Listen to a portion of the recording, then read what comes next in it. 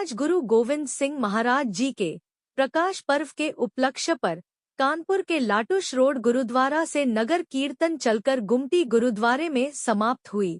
वहीं नगर कीर्तन शोभा यात्रा का जगह जगह भव्य स्वागत और सम्मान किया गया।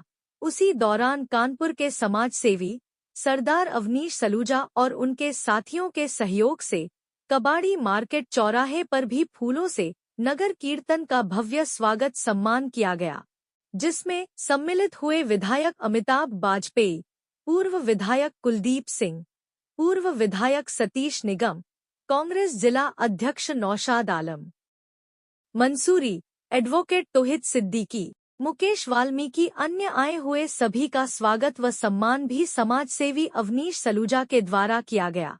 आज के इस कार्यक्रम में सभी लोगों ने बढ़ चढ़कर हिस्सा लिया और नगर कीर्तन का भव्य स्वागत किया।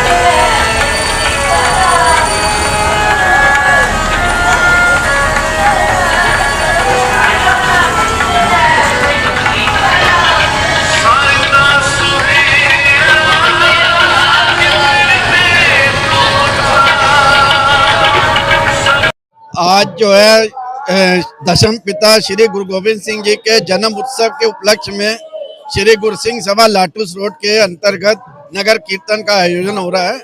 ये नगर कीर्तन लाटूस रोड से चल के मोती झील में इसका समापन होगा। ये कार्यक्रम 3 दिन तक चलेगा। 4, 5, 6 तारीख को 6 तारीख को गुरु का लंगर वहाँ बरतेगा। आज हम सभी को श्री गुरु गोविंद सिंह जी के दिखाए हुए आदर्शों, उनके द्वारा जो देश के लिए उनका समर्पण, उन्होंने पूरा अपना सर्वस्व दान कर दिया अपने देश के लिए, उसकी प्रेरणा लेके हम सबको देश के उत्थान के लिए काम करना चाहिए। श्री गुरु गोविंद सिंह जी के प्रकाश पर्व पर आज हम सभी साथियों के साथ उपस्थित हैं और मैं अपनी ओर से आपके तमाम इन सम्मानित चैनल के माध्यम से पूरे देश के सिख भाइयों को, पूरे देश को आज गुरु गोविंद सिंह जी के पर्व प्रकाश पर्व की बहुत बहुत शुभकामनाएं देता हूं और बधाई देता हूं।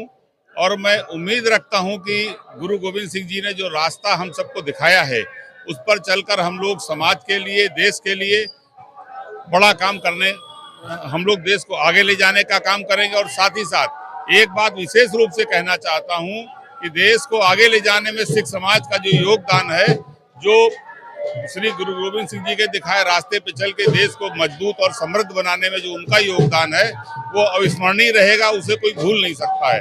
और मैं उम्मीद रखता हूं कि हमारे सिख भाई बहुत ताकत के साथ इस उनकी सोच को और आगे बढ़ाएंगे, पूरे देश को जोड़ के पूरे देश को साथ लेके चलेंगे। देखिए, आज गुरु गोविंद सिंह जी का प्रकाश पर्व है। गुरु नानक साहब ने सिख पंथ की साधना की थी, उन्होंने संत बनाए थे, हाथ में माला दी थी। गुरु गोविंद सिंह से टाइम तक आते आते सृष्टि की ये पोजीशन हो गई थी कि गुरु साहब को हाथ में कृपान भी देनी पड़ी। एक हाथ में कृपान, एक हाथ में माला। माला इसलिए थी कि धर्म के अधीन रहकर आप संसार में विचरेंगे, और कृपान इसलिए थी कि जुल्म का नाश करने के लिए। अब माला से केवल काम बनने वाला नहीं था, क्योंकि गुरु तेग बहादुर साहब की शहादत हो गई। गुरु गोविंद सिंह जी के छोटे साहिबजादों को नियों में चिन्ह दिया गया। जुल्म की इतनी इंतहा हो गई, भारत की संस्कृति को नष्ट करने के लिए औरंगजेब ने सारे हथकंडे अपनाए। इसके पहले वो मिस्र, सीरिया, ईरान और अफगानिस्तान को इस्लामिक कंट्री बना चुका था, अब वो भारत को का नंबर था।